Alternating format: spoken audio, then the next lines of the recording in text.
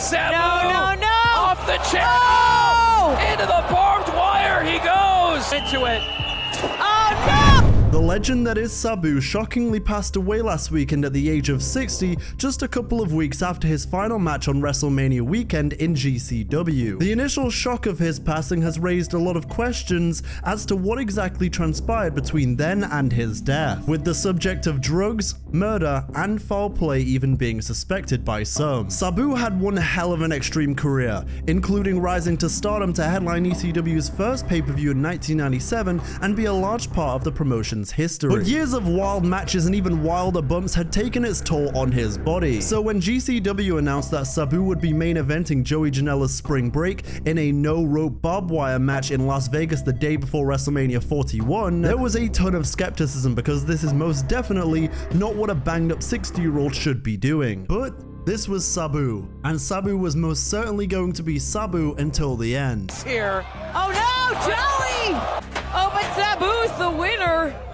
Oh, No, but never Joey. mind. Throughout his career, Sabu had become famous for no-showing bookings, including his own induction in the GCW Independent Hall of Fame. And he hadn't wrestled at all in several years. Even with a couple of traditional Sabu no-shows and promotional disagreements thrown in along the way, a large percentage of ECW's craziest moments involved him. Sabu, along with another few wrestlers that you can definitely think of, were the personification of the spirit of ECW. Extreme Championship Wrestling was built on rebelling against the mainstream wrestling in the world. And Sabu was the ultimate uncontrollable rebel and completely different than the main stars of WCW or the WWF around the time. Post ECW, Sabu continued to be a traveling independent attraction and a big part of the ECW revival in WWE. So you can begin to understand why a crazy, unhinged promotion like GCW would be the perfect and most fitting place for his final match. Shortly after the event of Sabu's final match, Brett Lauderdale, the GCW promoter, went on to say, quote, "Of course no showing was in the back of my mind, but I felt like Sabu was genuine. And one thing about Sabu I've come to learn over the years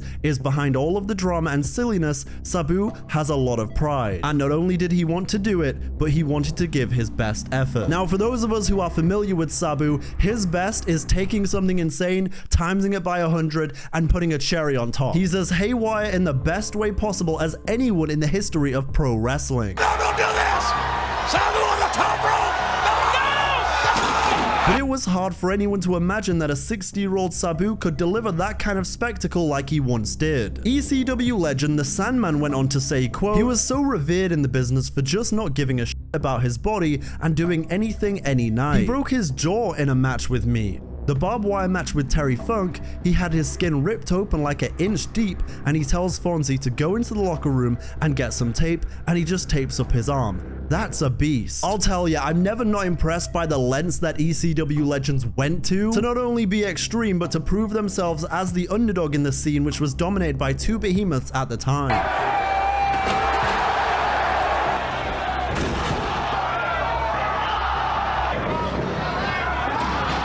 This was the impossible standard Sabu aspired to live up to, and the GCW promoter was fully aware of what Sabu meant to the people coming to the show. The promoter went on to say, quote, "I talked to Sabu a couple of days before the match, and he was telling me, my knees hurt, and this and that. And I said, listen Sabu, everybody knows you're hurting. You're 20-something years older than the last time you did this. People's expectations are realistic. No one is expecting this to be born to be wired." And he said to me, "Good, because it's going to be better than that." But then things take a chaotic turn for the worse on the night of Sabu's final match, April 18th, 2025 in GCW. Nothing was going to be easy with Sabu given his worn down body and limited mobility after years of in-ring torture and damage. Joey Janela, the event's namesake and Sabu's final opponent, went on to say, quote, "I was fairly confident that he was fine. I was kept in contact with him and he has a team of people around him. They were all saying he was ready to go, that he was going to the gym, that he was on a training program. I believed them until the day of the show, then 2 hours before I got a call. Sabu can't walk." Janela responded by saying, "What do you mean Sabu can't walk?" They responded by saying, "Yeah, Sabu, something with his knee.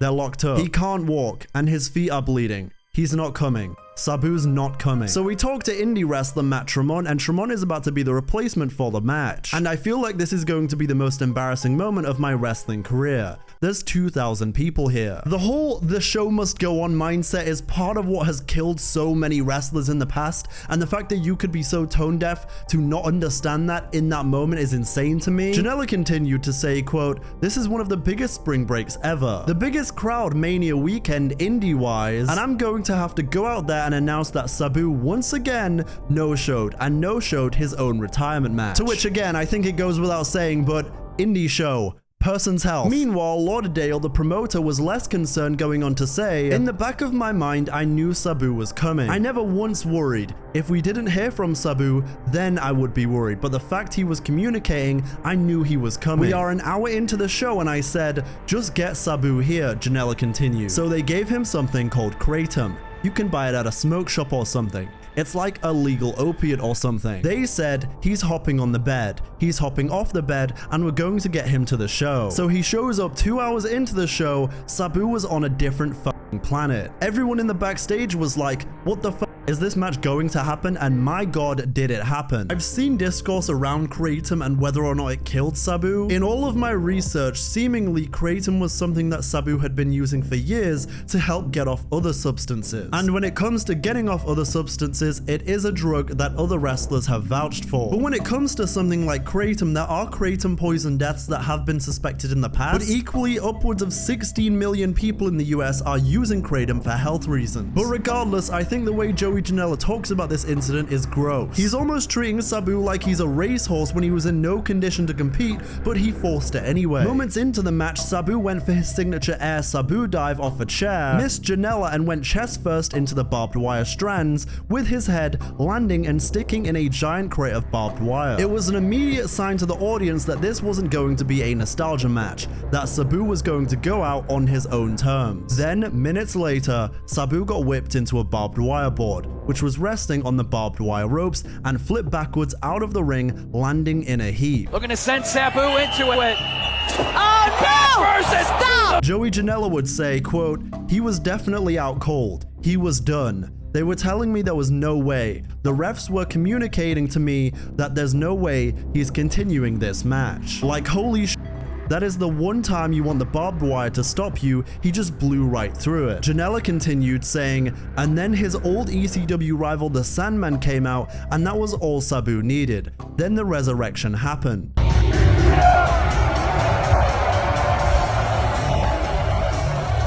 Jesus resurrected 2 days later. The anniversary, couldn't believe it, dude. He was ready to go again. I guess that concussion knocked him back into 1996 or something, I don't know. Sabu came back and they ran through several more sequences, including Janela taking some big bumps of his own until he was finally pinned by Sabu. Janela saying, quote, "Just because how ridiculous it was, if you were one of the wrestlers or one of the staff in the locker that night, you knew the panic in my eyes. And to see that get pulled off and the crowd to be on their feet, I mean, it's like dancing through raindrops and not getting wet." Now, in professional wrestling, it's very rare that you get the ending you deserve for one reason or another. Some careers, like the late great Bray Wyatt, never get to end, and some, like Ric Flair's, appear to go on for a dangerous amount of time. And then you have the legendary Hall of Famer Shawn Michaels, whose career came to a perfect end at WrestleMania 26.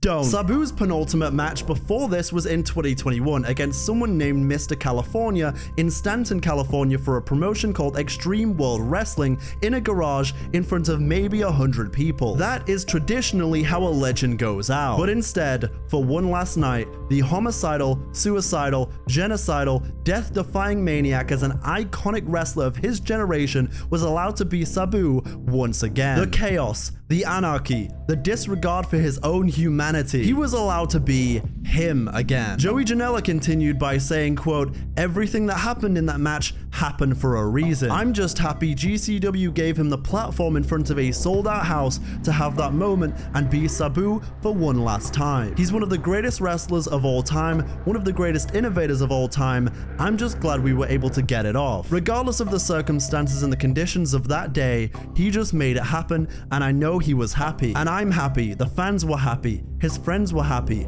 and I'm just glad we gave him the one last chance to shine in the spotlight." This is your plaque from last year. I know you're gonna give it to Johnny Vegas. He's gonna hang it up at the Nerd. Probably for $500 or something.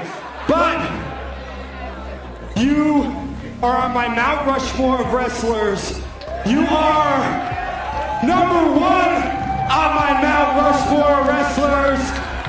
You're my favorite wrestler of all time, and you're a living, breathing legend. The reason that there's 2,000 people here today for an independent wrestling show is because this man. Many were understandably quick to criticize the GCW owner and promoter Brett Lauderdale and Joey Janela for the circumstances around his final match, with some even going as far to connect it to his death. Janela and Lauderdale each expressed their sympathies for Sabu's passing while denying any wrongdoing in the situation. As I mentioned earlier, Janela initially said Sabu was knocked unconscious during the match, but went back on this after the fact. Quote, "I did an interview for that article 2 days after the match, not knowing what would transpire weeks later. And I said he was knocked out after that spot when, despite being a rough deal, he was not that. I was just trying to add to the lore and unpredictability of Sabu. I loved Sabu. He was legitimately my idol growing up and my friend. I just wanted to give him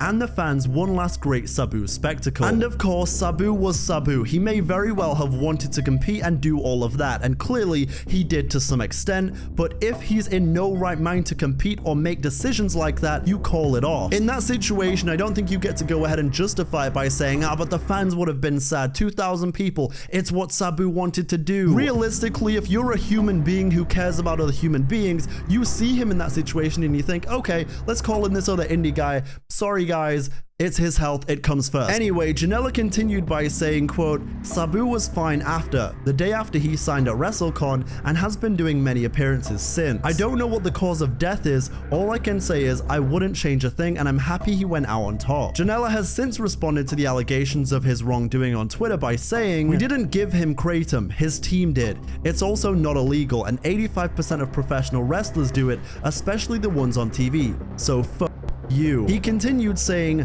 "People use Kratom to get off pills. I didn't give shit to him. Unfortunately, people are acting like I shot someone up with black tar heroin or dropped something in his drink." So what do you think of the Sabu situation and the tragedy that this has unfortunately become?